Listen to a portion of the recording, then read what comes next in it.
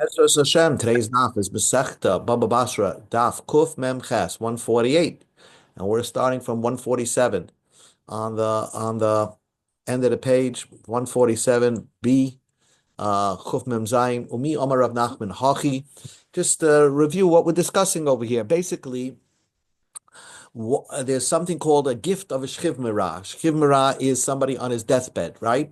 So really, as soon as the words come out of his mouth, give something, give, let's say, my Rolex watch to somebody, even if the guy did not make a kinyan, right? The recipient and the person on his deathbed died, it automatically goes to the recipient. With words alone, it takes effect. Now, this is very different than a gift of a bari. If a healthy person gives a watch to somebody, it doesn't become that person's watch unless he makes a kinyan, he makes an acquisition, he lifts it up or takes possession of it. But a shchivara, they waive that requirement that a kinyan needs to be made. Now the question was why. So we saw there were sources, biblical sources for it, but Rava said in the name of Rav Nachman, Matna Shchimera midrabanan. The whole idea is only midrabanan. And the reason is Shemiti Tarav Daite Olav. It's very interesting. The reason why they waive the requirements is because when a person's on his deathbed and if you make him upset even a little bit, you could speed his death, so to speak. And we are afraid that if we don't waive this requirement, then he's going to know that his Rolex watch is not going to go to that recipient that he wants it to go.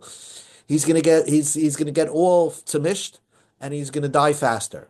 So therefore, the whole matnish chimera, the whole concept of a matnish chimera was waived, that you don't have to do an acquisition. That's a gift of a shchimera.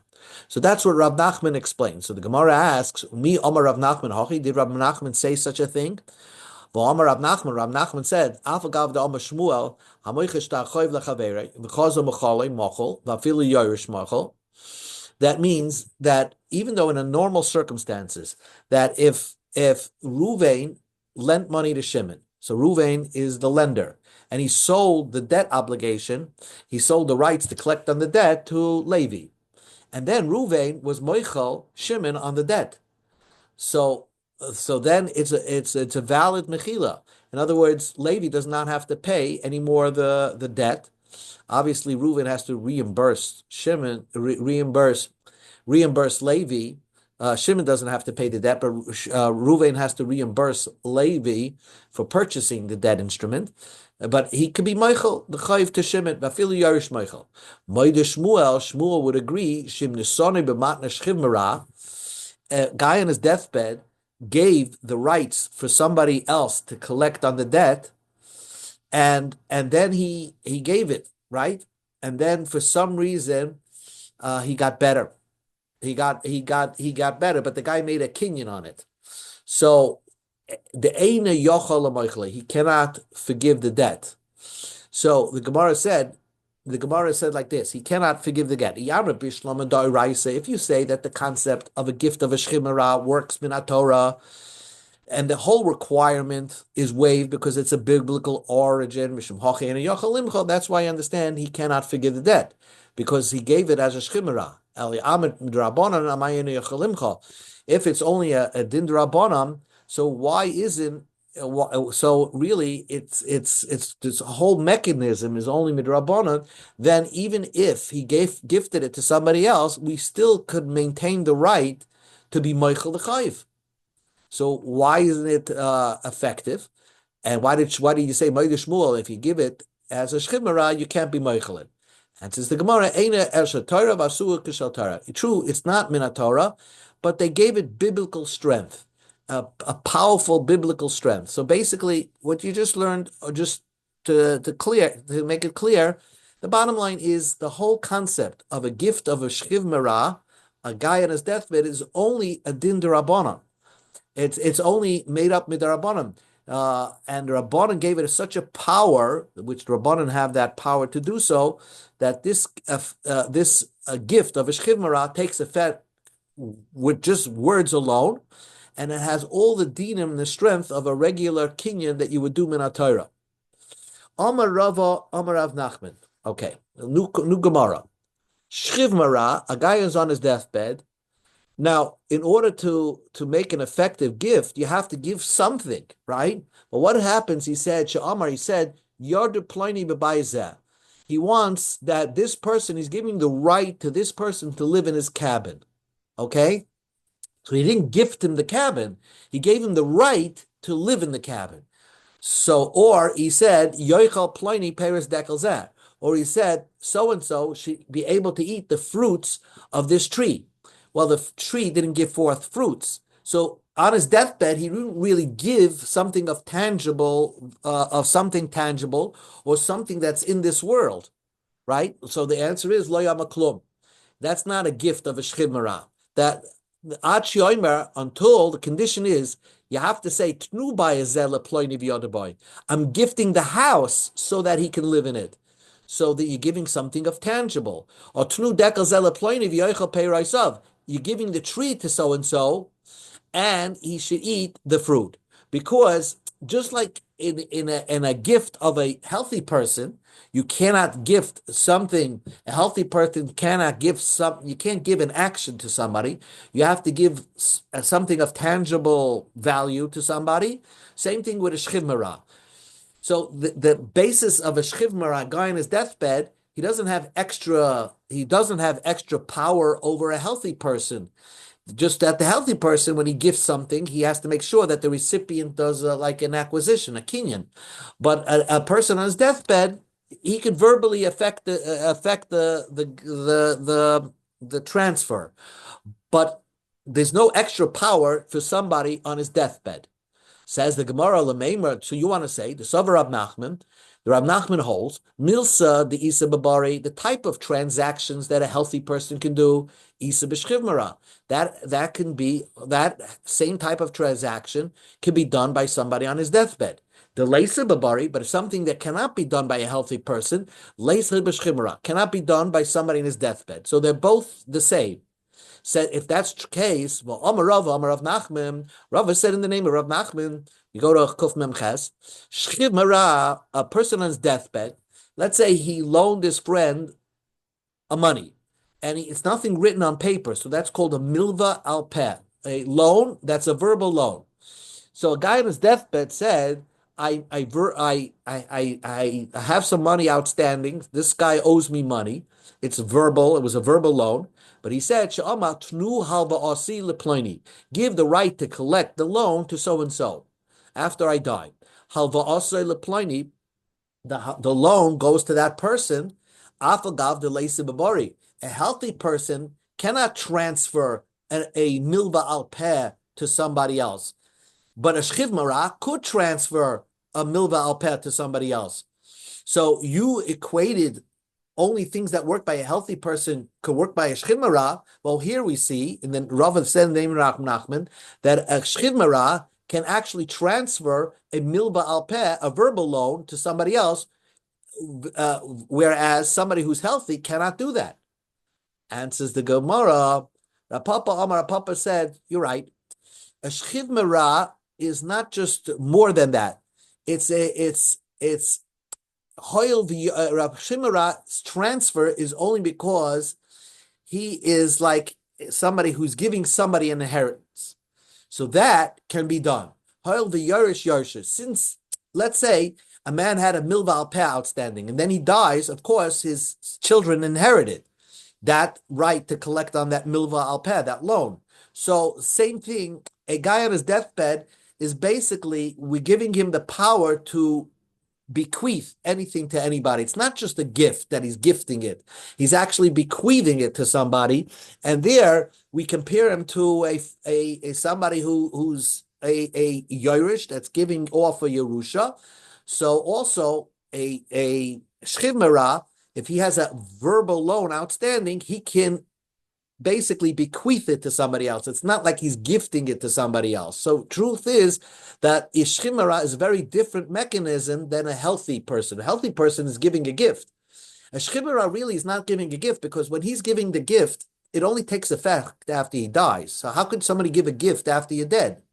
So it has a din like a Yerusha, that he's bequeathing a Yerusha, and he's stating all the or what should be done after he dies.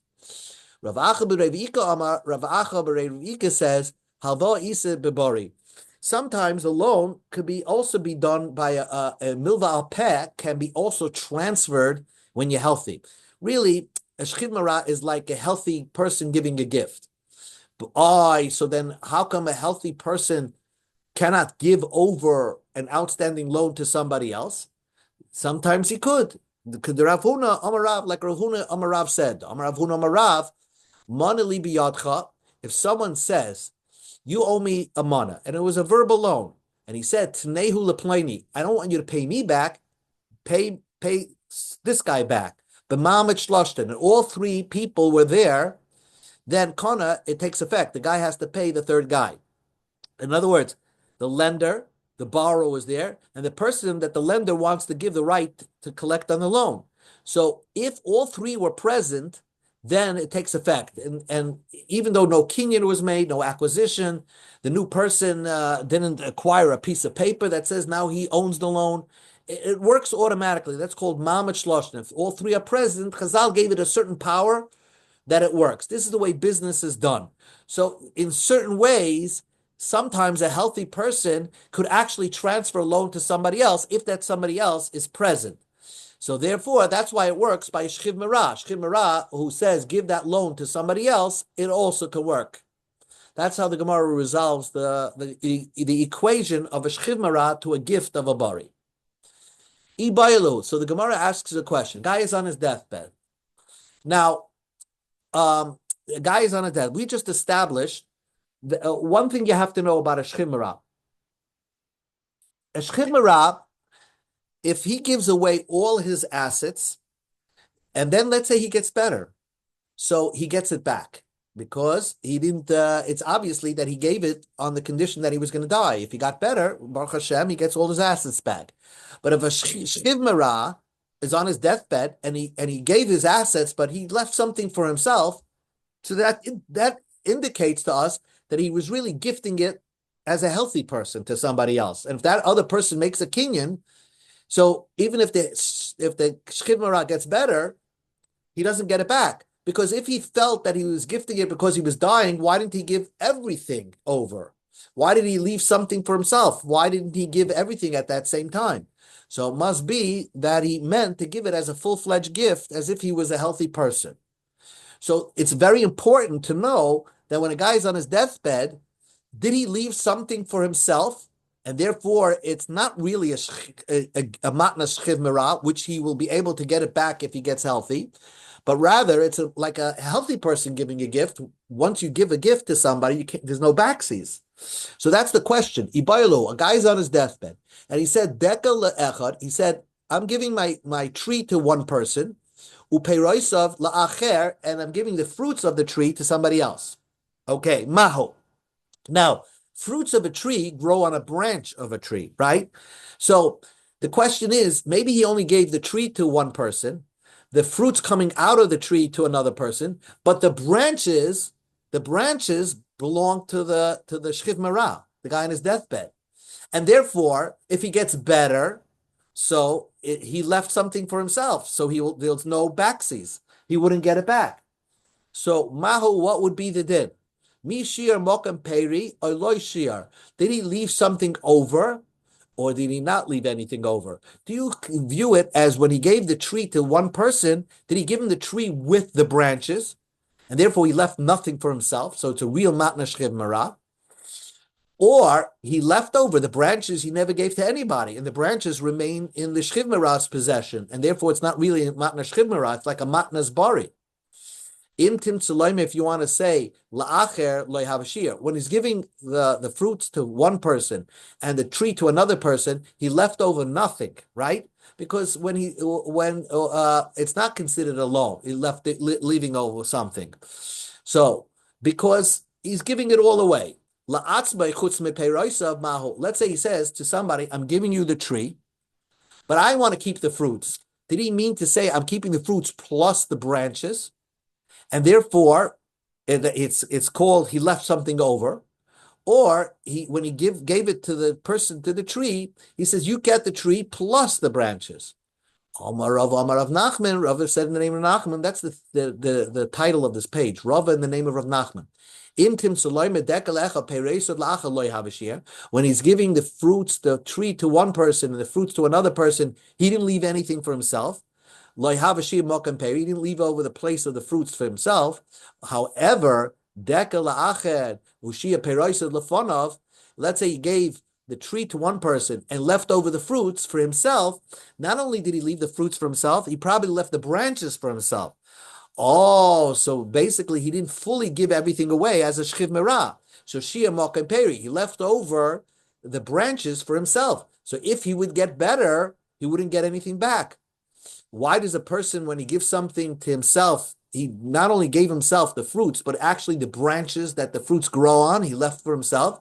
Kol lagabe nafshe, anything related to himself, by yafa mishar, he left over in a generous way. And therefore, he probably not only retained rights to the fruit, but he retained ownership of the branches off the trees that hold the fruits. And therefore, his gift to as a shchiv marah of the tree was only the tree, but he left something for himself. If he would get better, he doesn't get the tree back. Amalei Rab Abba Rab Ashri Anan Adar Shimon Belokim Aslin Lillah. The Rab Shimon ben Lakish, I have this idea of a concept of somebody who does something for himself, probably leaves something in a ayin yafa. We learned Rab Shimon ben Lakish says, Hamoicha bayis lechaver. Someone sells a house to his friend. And he said to him, Almanach should you tell Yoina Shali. He said, on condition that the roof deck is mine. Okay, let's see a house over here. The guy sold the house, and he's left over the top. Maybe he left over the top floor. So the question is, can the person, does he still maintain a right to put out beams into the courtyard? Basically, did he sell the air rights or not? Did he not sell the air rights? That's the question. So the Gemara says like this: someone sells the house to his friend, and he said, on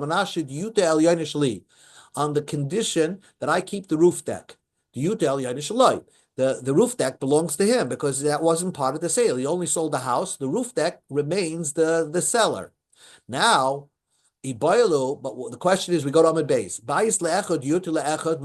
Let's say he sold the house to one, and the roof deck to the second floor to somebody else. Mi have shir oiloi. Did he leave anything over? Means the air rights to make something protrude out of the roof onto the courtyard or not? If you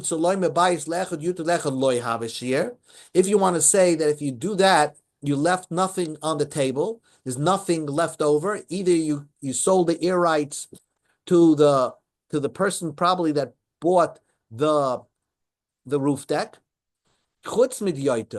If you said except for the roof deck, I'm selling you a house except the roof deck. Maho.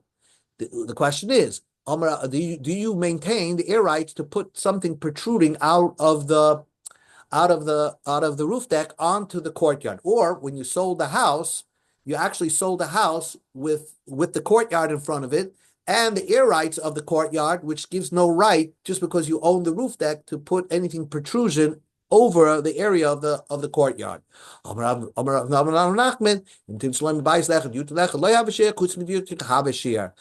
Because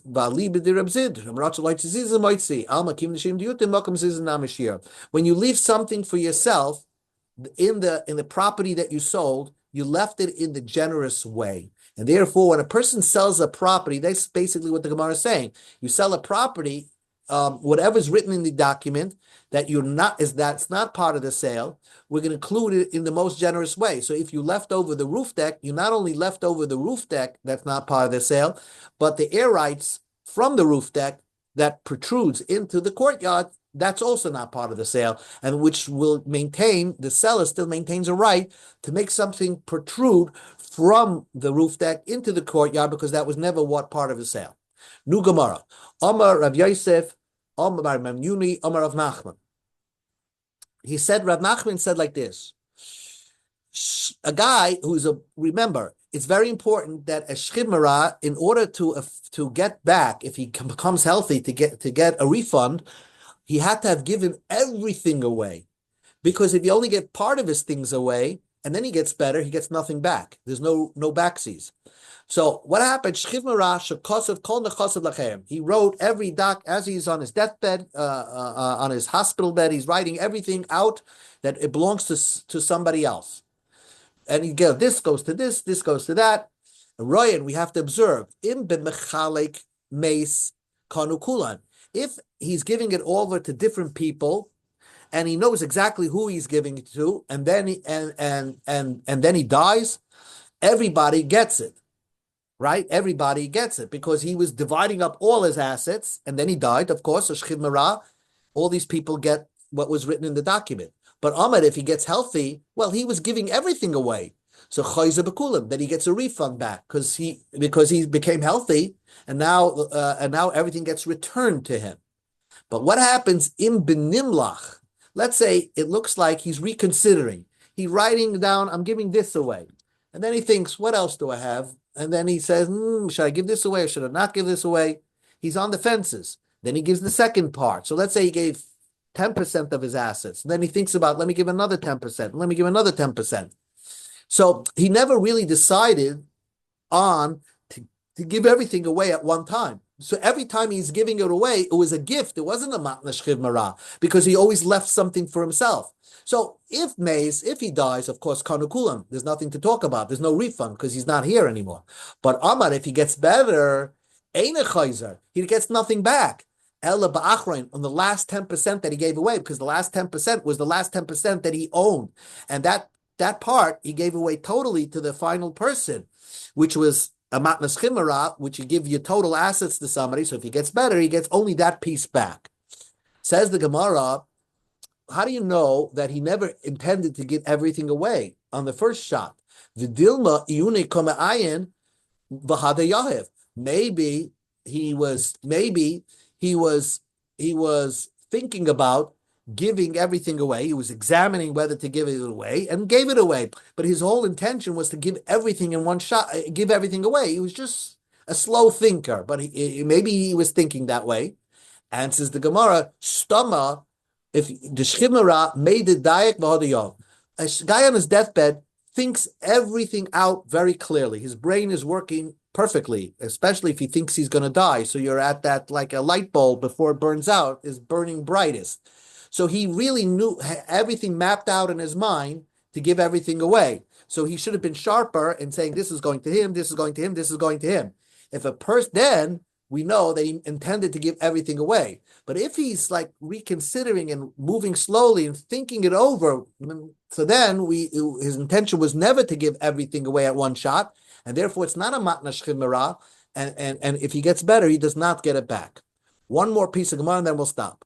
Amar of Racha bar Yumi, Amar of Nachman. Shchimera shekosav kol nechosav la'acher. A shchimera that wrote all his possessions belong to somebody else, right? Va'amad, and then he gets better. Now, just reading that alone, he's on his deathbed. He says, everything I'm giving it away. So, and then he gets better. He should get everything back. Says the Gemara, not so. Ein echayz, he gets nothing back. Why? Chayshini, we're concerned.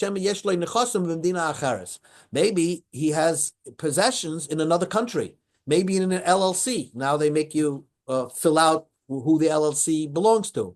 But maybe he has something in an LLC, so he never really gave everything away. Just because you see him write it down, and maybe he's only writing down what you know about, but maybe he has possessions somewhere else, so that's not a matna shchimera. And matna shchimera means you have to give everything away. So therefore, if he gets better, he doesn't get anything back. Frag the Gemara, but our Mishnah says, Loi shir kal kolshu, if a person left nothing for himself, he gave everything away, ein matanosai kayemes, that his gift is not sustainable. In other words, if he gets better, he gets it all back. That seems to contradict Rab Nachman, who said if you get better, you get nothing back. Our Mishnah seems to disagree with Rab Nachman. So what is the case our Mishnah is discussing? Rav Chama explained. Our Mishnah is discussing be'omer kol nechasai. He said this is he made it very clear. This is all my assets. It's not that we know that this is his assets. He made us known that he has nothing else anywhere else. So then if he gets better, he gets it all back. Amar Baravashi Amar Ramarash says the last line.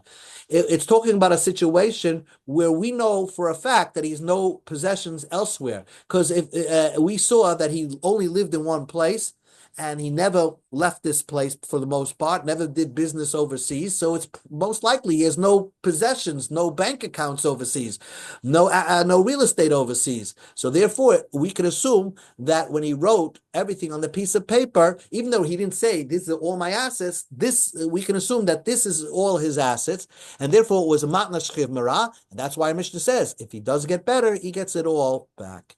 Okay, we will stop over here. We'll continue Bez Hashem tomorrow.